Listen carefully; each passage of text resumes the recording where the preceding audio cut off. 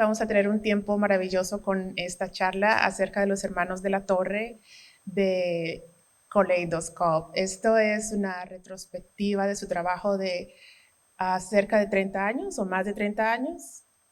Más de 30 años del trabajo de estos dos hermanos maravillosos. 30 years of the works of the La Torre Brothers. We are going to start our program by sharing with you the Land and Labor Acknowledgement. We want to acknowledge that the Mint Museum sits on colonized land traditionally home to the Catawba, Cherokee, Sugary, Waxaw, and all other indigenous peoples who resided, met, and traded here. The Mint also acknowledges the unpaid and hidden labor of enslaved peoples of African ancestry who helped build the Mint Museum at Randolph Road at various stages in the building's history. Now I'm gonna leave you with Josh Segovia. He's representing the Smithsonian Museum of the American Latino, correct?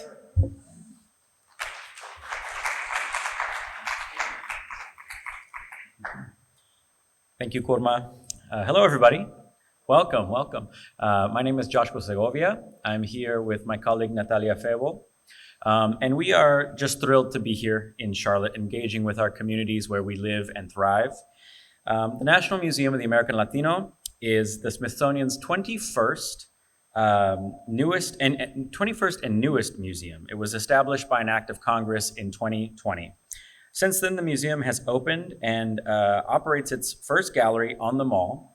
It's engaged with nearly 1 million visitors to the inaugural Presente exhibition, co-sponsored the Collidoscope traveling exhibition, hosted listening sessions and community programs in over 50 cities and 25 states across the US, and just this past May, launched our Making History National Tour, which is going on right now. We have colleagues in Kansas City, Missouri, today, this afternoon, doing a program there. So we are out and about in the nation. And we are honored to be returning to Charlotte with the Collidoscope exhibition and working with the Mint to ensure that our communities see themselves in our local museums and national institutions. And we would like to take this opportunity to thank the Mint for their support and this collaborative effort, as well as our sponsor, the General Motors Company, for their support of the NAMAL, or National Museum of the American Latino, Learning Program. We're also outside, so please stop by our table and let us know how we continue to work with you and support the Charlotte community as we move forward. Thank you all for your support, and I will now turn it over to Cynthia Moreno.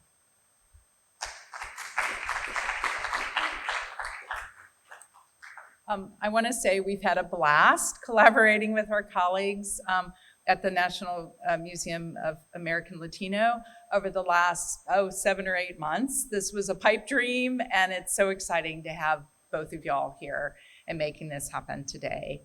So I wanted to go ahead and just briefly thank a couple of entities that have helped a lot with us having this exhibit here in Charlotte.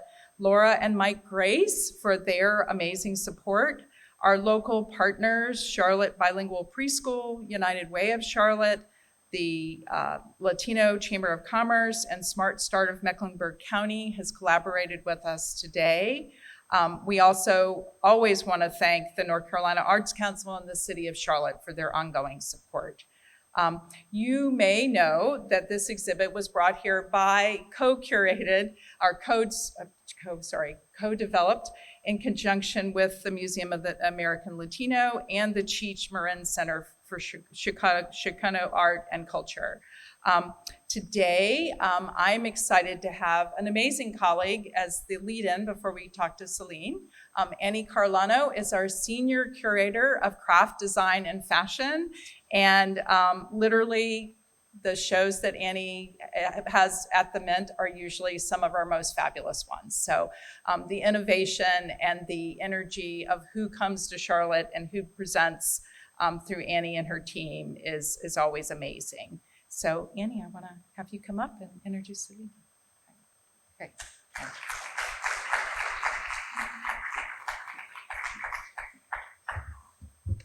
Thank you, Cynthia, and welcome everyone. It's great to see such a large audience for our speaker today.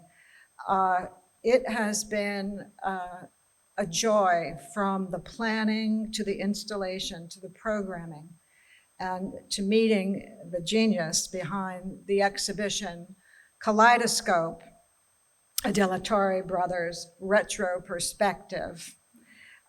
It's an exhibition that focuses on the work of Einar and Jamex de la Torre, best known perhaps to Charlotte audience for their work in glass, and we've introduced, I think, to our audience their lenticular sculptures. The curator of the exhibition is here with us today, Selene Preciado, who is the curator and director of programs at LACE, I love that name, Los Angeles Contemporary Exhibitions. And prior to this position, she was a programs associate at the Getty Foundation, where she supported museum and professional development initiatives through Pacific Standard Time, which we all remember, and the Getty Marrow undergraduate internship program. Preciado has also worked at the Museum of Contemporary Art, MOCA, the Museum of Latin American Art, Centro Cultural Tijuana, and the San Diego Museum of Art. And what I appreciate so much about your work is that it is grounded in research and history, approaching topics such as memory, language, place, diaspora, ritual, and popular culture through very experimental perspectives. And I think you've done this so brilliantly in the work that you did with the De La Torre brothers on Collidoscope. And the last thing I want to say is Preciado is also a very gifted writer about contemporary art. And the exhibition catalog that she authored, Kaleidoscope, this beautiful tome, is for sale in the museum store. So please, if you don't have a copy yet, pick up one today. And now it is a true pleasure to introduce my colleague, Selene Preciado.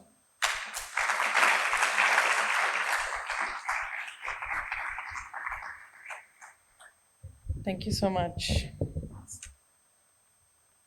I want to give thanks also to the fabulous staff here at the Mint and Cynthia, Annie, Maggie, who I was in touch also to coordinate my visit. But I also want to thank the audiovisual team in charge of this talk, and very special thanks to the exhibition designers and everyone who worked in putting together the exhibition. And the museography looks beautiful. I'm really happy that every place that the exhibition has visited, the teams do a fantastic job, and I've been really impressed with how the exhibition looks here. So I want to thank you for that too. And yeah, special thanks to my colleagues, Josh and Natalia, and also Ranald Woodman, who's not here today, but he was his contribution was very significant to make this project happen. And also Eduardo Diaz, who was the person who first contacted me to involve me in this project.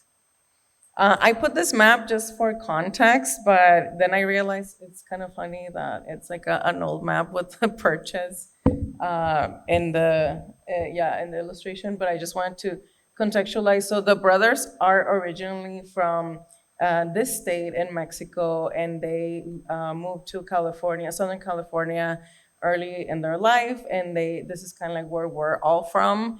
So I just wanted to contextualize that geographically, because yeah, we're so far away, but also not so different. I was very happy to learn how diverse Charlotte is, and the very large Latinx community that lives here, and very similar to kind of like our context in Tijuana, San Diego, which is kind of like where we're from, and also in Los Angeles. So I'm originally from Tijuana, San Diego. Sort of like it's a border town, so it always comes, yeah, with both sides. And the brothers live between San Diego and also Baja California, a little bit south of Tijuana in Valle de Guadalupe, which is kind of like the Baja's Napa Valley. They have a really cool studio there where they do their glass blowing and other sculptural work. Also, one of the brothers, Jamex, his wife is an artist who works in ceramics, so her studio is there too. And yeah, it's just an amazing experience to be in their studio. And yeah, I'm always asked like, how did I come across the work of the brothers? And I'm really happy to say that I kind of grew up with their art. So I'm showing a couple of works and that I knew from like an early age. So this work was part of Insight. Insight is a sort of binational organization and initiative that used to organize Biennale-like programs between San Diego and Tijuana. So they would have artists in residency and international artists visiting and doing residencies on both sides of the border. And it has also an exhibition component and a series of talks, conversations, publications. So I was kind of like between middle school and high school when this project happened as part of Insight 97. And Insight has been also kind of very important to me as a person and in my career. There's a piece from Insight 94 that kind of like really marked my trajectory in like understanding art and contemporary art. And yeah, so this piece, El Niño, was at Centro Cultural Tijuana, which is a cultural center in Tijuana that also has a museum. And Insight happened on both sides, in Tijuana and San Diego. And the brothers had a work in the Tijuana side with this installation. And I just want to show it because it has a lot of, it's an early work, but it has a lot of elements that are present in their work today. And you will see also with the exhibition how all of the works have very similar motifs. You see a lot of hearts and the baby Jesus. So this work is called El Niño in reference to El Niño Dios, so baby Jesus, as kind of like a nod to syncretic religions and also Catholicism in Mexico, but also to the climate phenomenon of El Niño. And they are comparing, because it's El Niño happens kind of cyclically every a few years, and they are making a comment on how government in Mexico, because presidents change every 6 years, and it's cyclical, kind of like chaos, order, and then you go back to chaos and order. And it's a way to, a metaphor of the climate phenomenon to what happens in Mexico every 6 years. And this piece is basically about that. And then another work that I saw actually when I was right out of college and doing different internships across museums in San Diego. I was an education intern and a registrar's intern when this exhibition was at the Museum of Contemporary Art San Diego. And this piece was in that show. The exhibition was called Strange New World, Art and Design from Tijuana, Extraño Nuevo Mundo, Arte y Diseño desde Tijuana. And this piece was actually in the first iteration of Collidoscope. So it was kind of like a full circle moment. And it's exemplifying or illustrating America as an open wound exporting democracy, and it's always, a tongue-in-cheek critique, I think. Yeah, and what is coming out of the open wound is a series of butterflies that also have weapons. They have rifles as kind of like their bodies, and it was at the Cheech. They recreated the installation. But I just wanted to show it just so kind of like my first encounters with the artist before we got to work together. And I've been really lucky that it was kind of like a full circle moment when I was invited to work on this project, because I already knew their work, and also because we come from very similar places. Our backgrounds are binational, bicultural, bilingual, and I feel like we understand each other, and I feel like I really understand the work and where they're coming from, and that was definitely a privilege that I had when I was involved in this project. And they have a very so I want to talk about collaboration as part of their practice, but also kind of like in the makings of the exhibition. So I mentioned Eduardo Diaz from the Smithsonian, formerly known as the Smithsonian Latino Center, invited me because he saw some of my exhibitions from actually now my earlier in my career, and he reached out to see if I could curate a project by the Torre Brothers, and it was originally meant for kind of like a project room in in one of the wings of the new museum. But because the project was sort of very long and we started working right away, it kind of evolved into a full retrospective instead of like a small project room. And we were just very lucky that the brothers are amazing people, and we started working together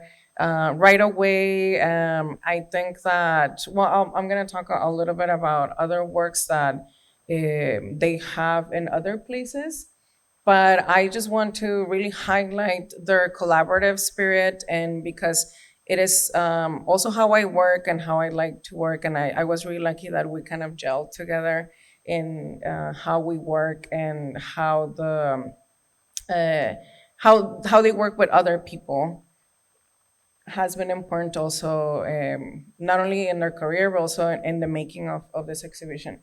So I'm just putting some images to illustrate how they collaborate, or how I understand, or yeah, how the way they collaborate.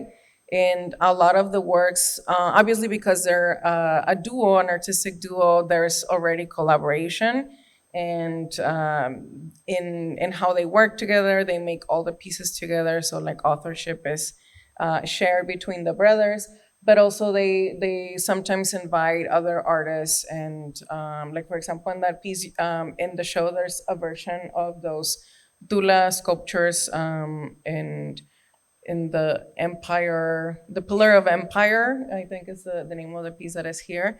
And it has a video with another artist and poet speaking. And I just want to kind of make the comparison with the original Tula sculptures, where like the concept is coming from. So they draw a lot from pre-Columbian aesthetics and iconography, but also from other cultures around the world. So Soybeaner was also a large-scale installation that we recreated for the first iteration of the exhibition. And the image in the center is actually a video, and it's a poet from the Taco Shop Poets in San Diego. It's a poetry collective that was very active in the 90s. And I also want to talk a little bit about Rancho Los Amigos. Rancho Los Amigos is a rehabilitation center in Downey, California, so in LA County. And they have collaborated since 2018 for many years with them, creating works for their hospital campus in Downey. And to me, this is very special. And this is actually, I visited the center before I went to their studio when we started working together. And I was just very touched by all the work that they have done for the hospital and the campus. And they have a very close relationship with the center. And that just to me speaks to the way they work and their human side. So for example, this piece, I think it was the first one that they created, is like what they call an ocular, but to me is very similar to what we call the mandalas. All of the circular installations that are in the exhibition.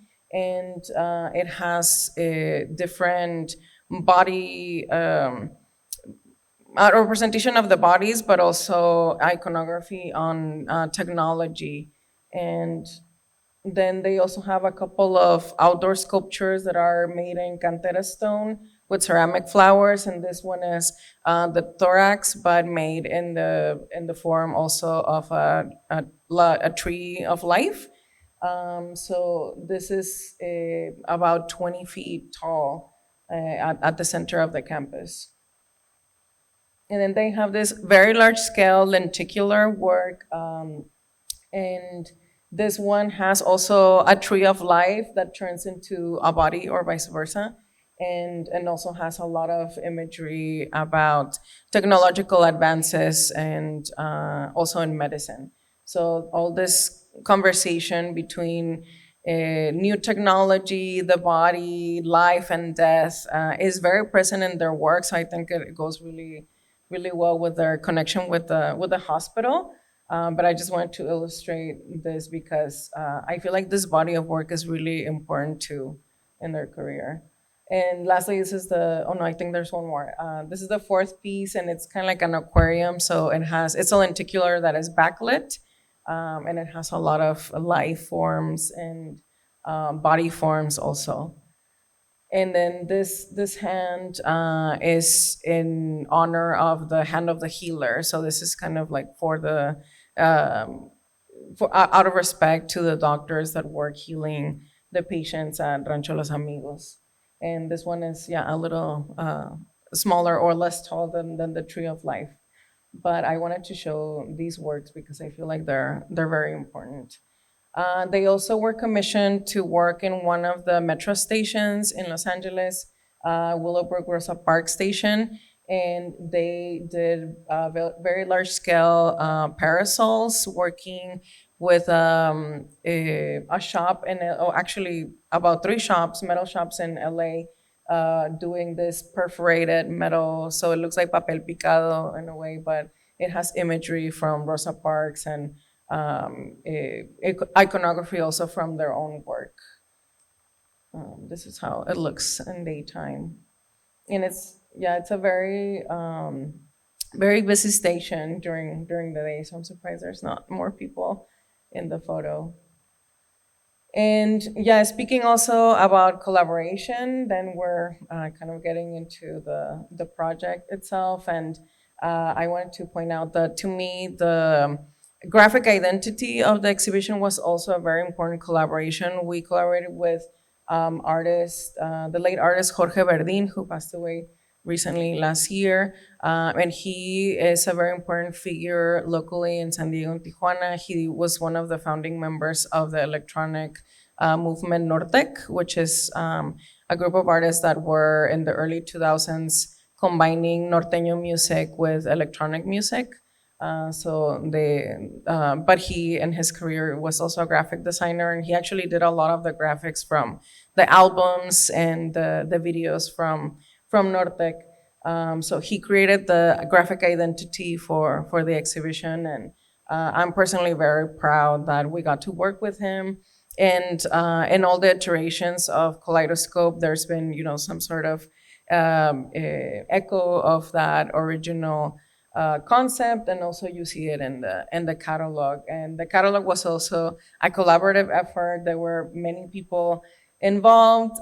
We work with Mark One Books and with DAP to create and distribute the book. And I'm glad that you showed a physical version because it's very beautiful. The brothers wanted to include a lenticular piece in each book. So in a way, if you have the book, you will also have a mini artwork with you because it includes a mini lenticular in the cover. So that was the intention from the beginning. So I just wanted to call that out because I think that the graphic identity was created based on the work of the brothers, and so it's very nice that it has been in a way translated to every iteration of the exhibition. So this is a list of all the venues. I don't know why it turned into ones, but the list. all of the venues where the exhibition has traveled to. So it was first presented at the Chichman Center for Chicano Art and Culture in Riverside, California. Then the Mint was supposed to be the last stop of the tour, but they included another venue in Minnesota, and we're really happy that it's been traveling to so many places. And I just added a list on the top because when I started working in the project, it was led by what was the Smithsonian Latino Center, and then as the years went on, then now it's the Museum of the American Latino, and how it's interesting to see how also organizations evolve throughout time. And obviously, the Riverside Art Museum houses the Cheech Marin Center. So I'm very grateful to all the staff and everyone involved in that first iteration of the exhibition. And I just wanted to show you, these are very early and also very DIY versions of the floor plan or how we were conceiving on the show. These are very, very early versions. And I want to say for the first presentation of the exhibition, each section, which are the same sections that are in all of the versions where it's traveled, each section was anchored by a large scale installation.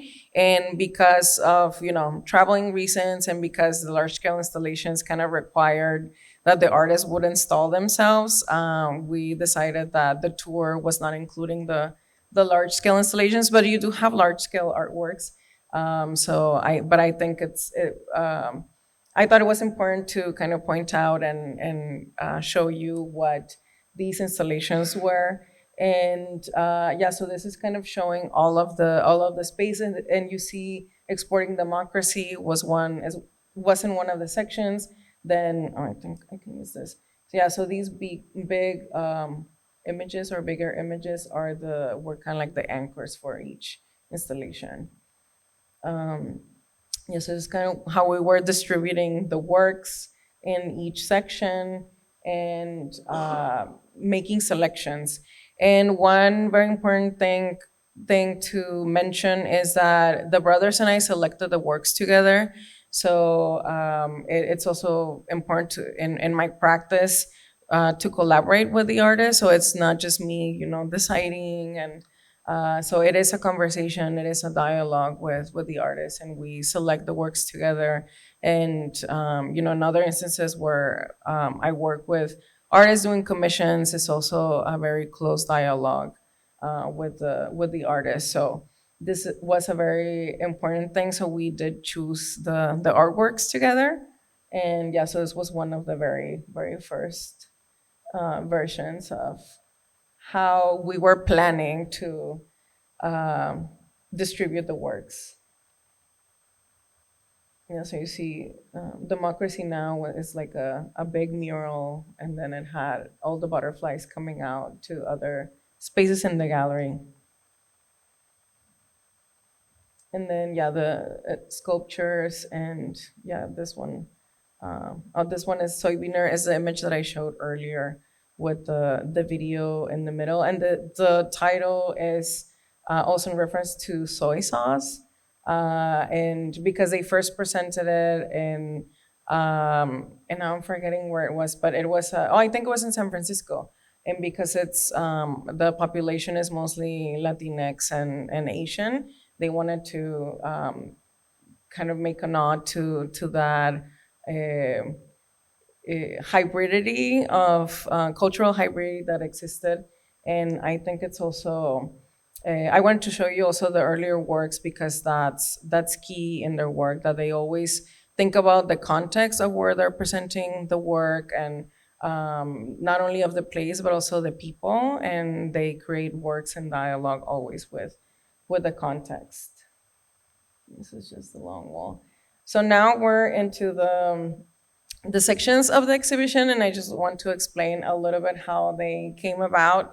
So as you see in the exhibition, all of their titles are very, very playful. They're play on words, and the content of their work is also, we were talking about earlier, how it's very serious, and because they talk a lot about history and how history repeats itself. And yeah, we can see a lot of the themes also being really important in this present moment.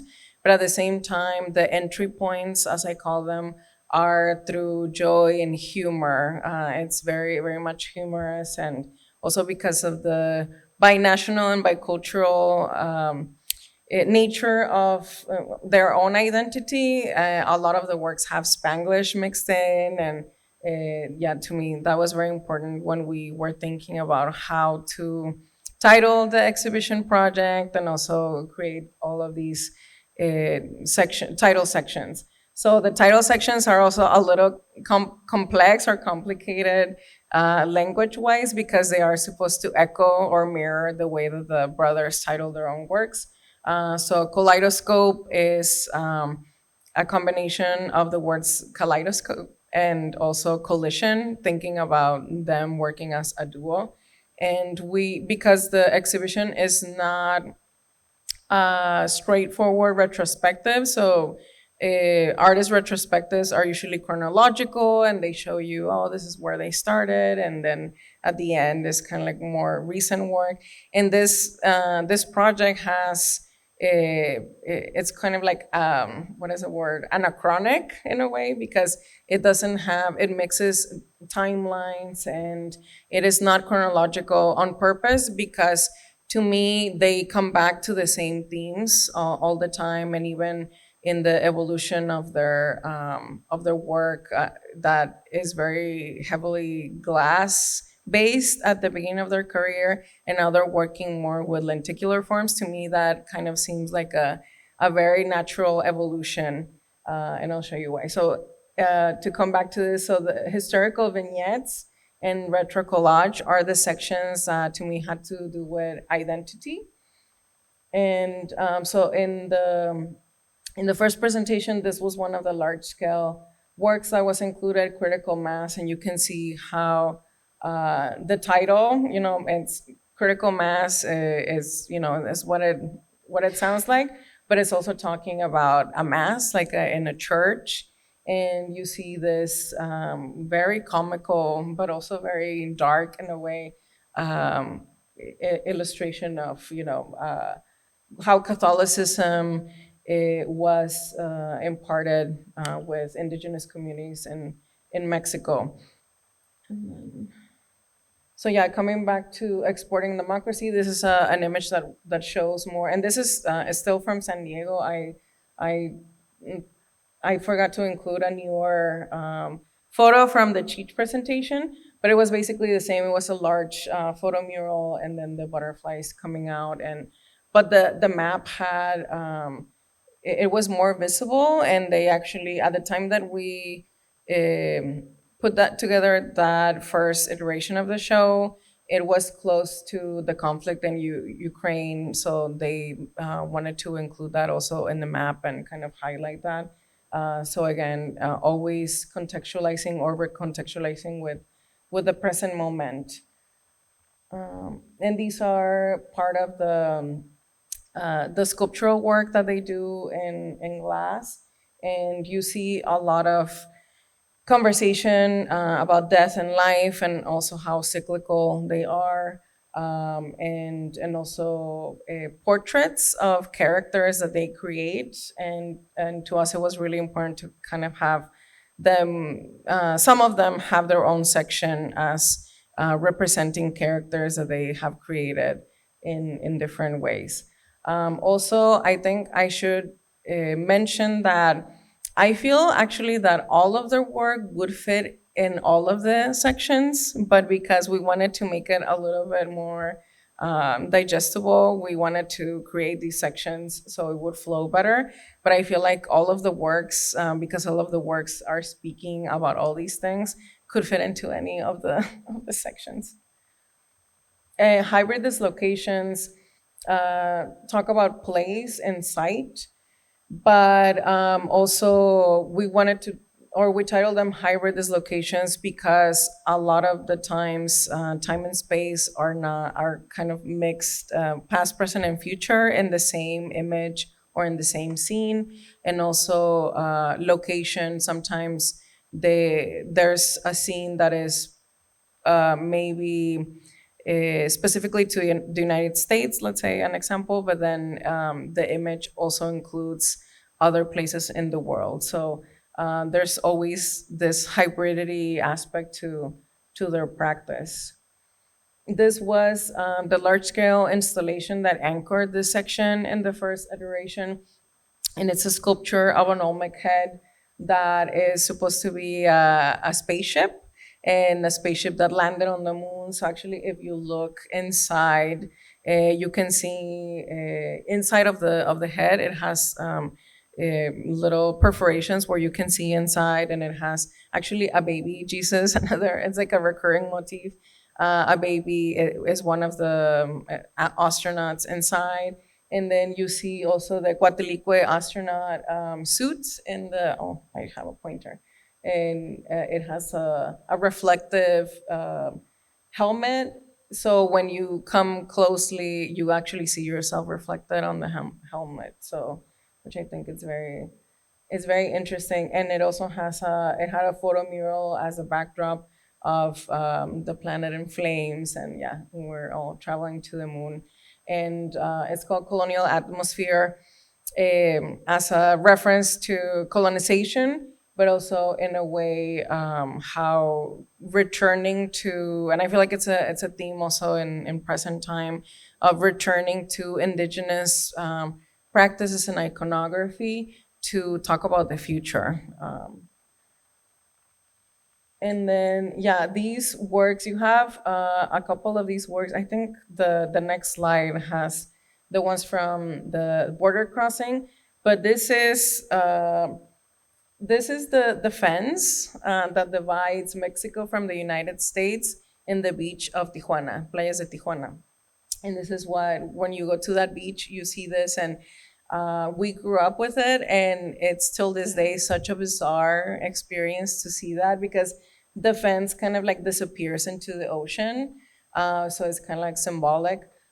This picture actually is from Inside '05, which I was an exhibition coordinator when I worked in Insight. And this project was required a lot of permits and a lot of yeah, it was a lot of coordination, because this was a human cannonball that crossed the border.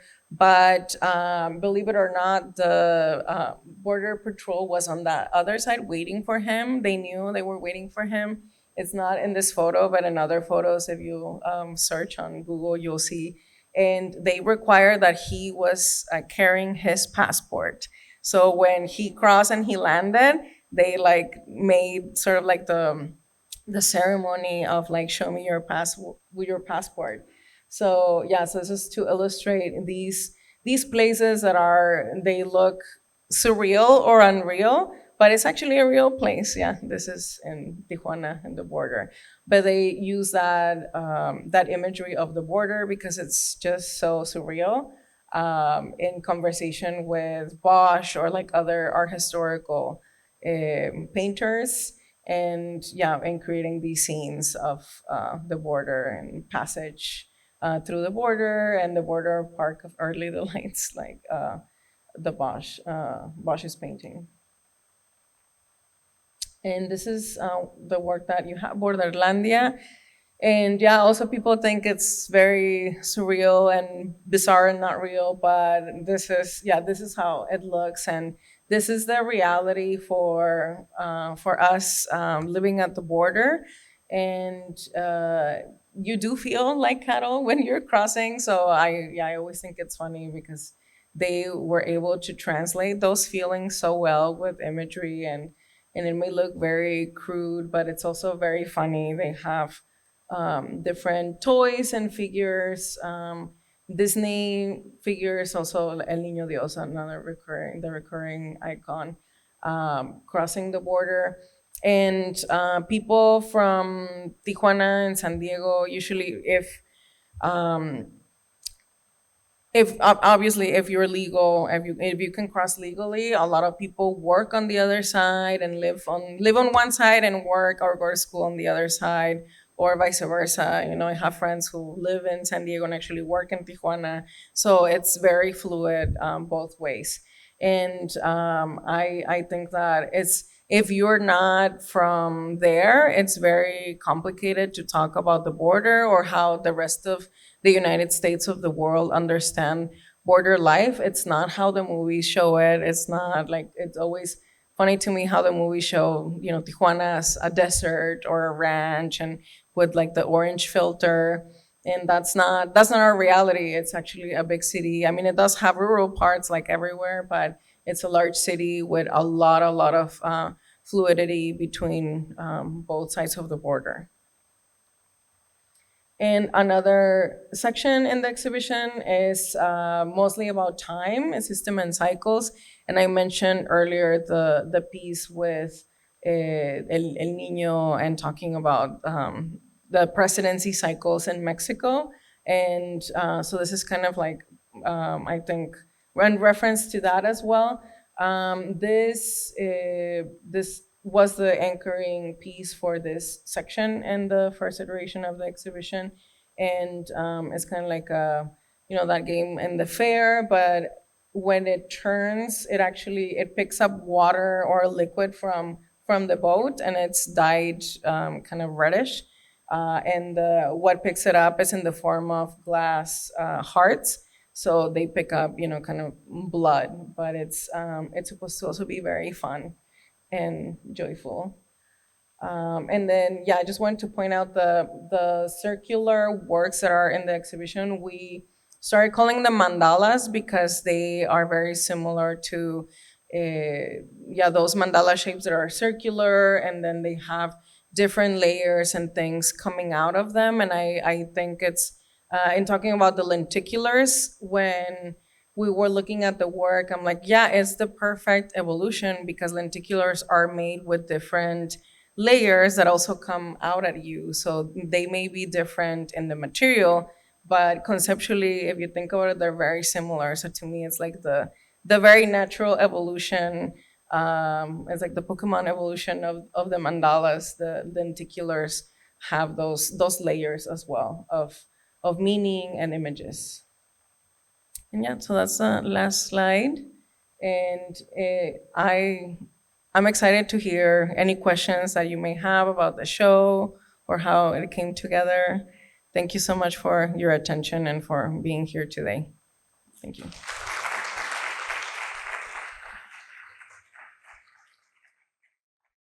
Someone's asking where the show is going. That is the last stop, as far as I know. I'm like, as far as we know, I think.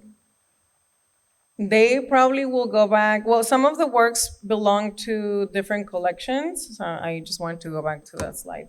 And so the works that belong to private collections will go back to their respective collections, and otherwise they would go back to the brothers in not Tijuana, Valle Guadalupe, San Diego, or they're also represented by Copeland del Rio is a gallery in Seattle. So some of the work may go back to Seattle as well. So, someone's asking about the collaboration and how they work. I think they, at this point, because they're siblings and they have been working together since the early 90s, it's so seamless. Like, I feel like they work together so well. I feel like, it's very 50-50 in most of the works. They do work a lot with sketches, and especially with the lenticulars, they do have to do a lot of sketches because each layer is an image. So they work on each image individually, and then they put them together, kind of like on Photoshop, but that's how the layers are created for that lenticular. And I don't know if you know how lenticulars work, that you have to move to kind of see all the layers. But they work really well together. I have to say, if you have the chance to meet them when they're here in September next month, please come back because they are amazing. They are so generous and so lovely. And in their relationship, I feel like they work like that too. They're in unison, September 21st, mark your calendars. Yeah. No, they're amazing. Yeah, and sometimes we have. Well, I haven't been to all of the venues, but we coincided for coordinating for because we went to the opening celebrations. But I think it's nice that we're more distributed, dispersed this time too, because I think it's a chance for the public also to meet different people that have been involved in the project. Sorry, you had a question behind? Yeah. No, someone else. I think it was because they do work a lot with found objects. A lot you'll see in their glass work how a lot of the works have uh, other objects inside that they collect. So they collect knickknacks and kind of like things that are very specific to the border too.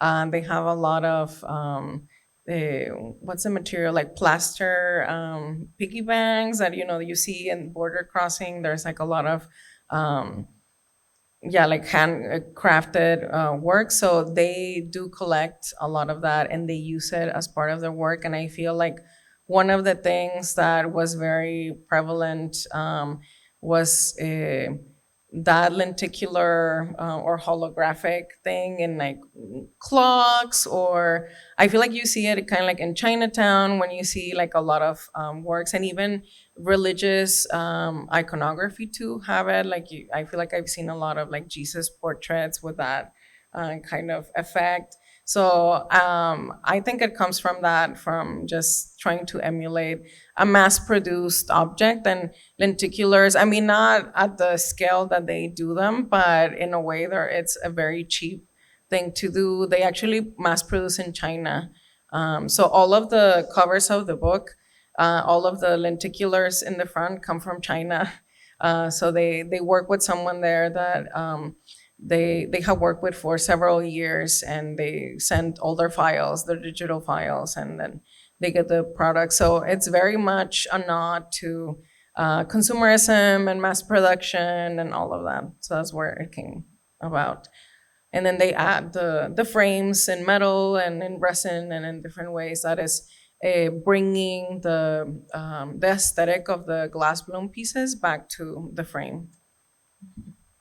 Thank you. No, I don't know if they make entire scenes, but they do take elements of existing objects. Actually, one of the works, and I can't remember the title, has some of their glass blown pieces. And the Mint was very smart. Yeah, I don't know if it was the curator or the exhibition designers that placed. So one is a bottle that is kind of brownish orange and is almost across the work that includes the bottle and the iconography. So yeah, I don't think they do full scenes, but definitely individual objects. Mm-hmm. Okay, I'll leave you with a pretty image. Thank you so much. Yeah. Thank you. Thank you everyone for coming today. We do want to make another highlight. Today in the Community Day, we have another local artist, Rosalia Torres Weiner, here with us. Rosalia is doing a mural outside, and we collaborate with local artists when we do these kinds of events, when we go to community. For us at the Smithsonian, it's very important to work in community. Her art is gonna go to our gallery in Washington, D.C. Once it's finished. We'll display it in our space, and then the art piece will come back to the community. So thank you, Rosalia, for being with us today.